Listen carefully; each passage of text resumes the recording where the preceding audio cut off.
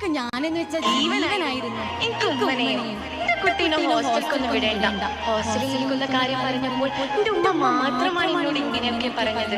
പിന്നീട് മനസ്സിലാവാതെ ഉമ്മയും സമ്മതിച്ചു. എന്റെ കുട്ടി ക്ഷീണിച്ചല്ലോ എന്ന് പറഞ്ഞ് കെട്ടിപ്പിടിച്ച് മുഖത്തിന് ഉമ്മയും തന്ന് മുഖത്തേക്ക് സ്വീകരിക്കുമായിരുന്നു. പിന്നെ സ്വർഗമാണ്. ഇറച്ചിയും ചോറും പൊരിച്ചതും തുടങ്ങി എനിക്ക് ഇഷ്ടമുള്ള എല്ലാ വിഭവങ്ങളുമുള്ള കുറഞ്ഞ ദിവസം.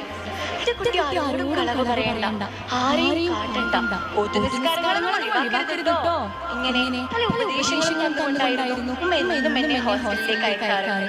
പിന്നെ കരഞ്ഞുകൊണ്ടൊരു ഉമ്മയും. ആ ഉമ്മയേക്കാൾ മറ്റൊന്നും എന്റെ ഹൃദയത്തിൽ ഇതുവരെ പതിഞ്ഞിട്ടില്ല.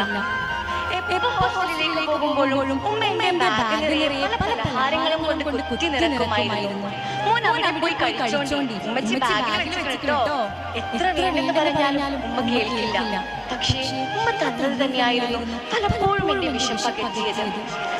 പറയാനൊന്നുമില്ലെങ്കിലും എന്നും വിളിക്കും, മോനെ എന്തെങ്കിലും കഴിച്ചോ? ഇങ്ങനെ ചോദിക്കുന്ന ഒരാളെ ഭൂമിയിലുള്ളൂ, അതെന്റെ ഉമ്മയാണ്.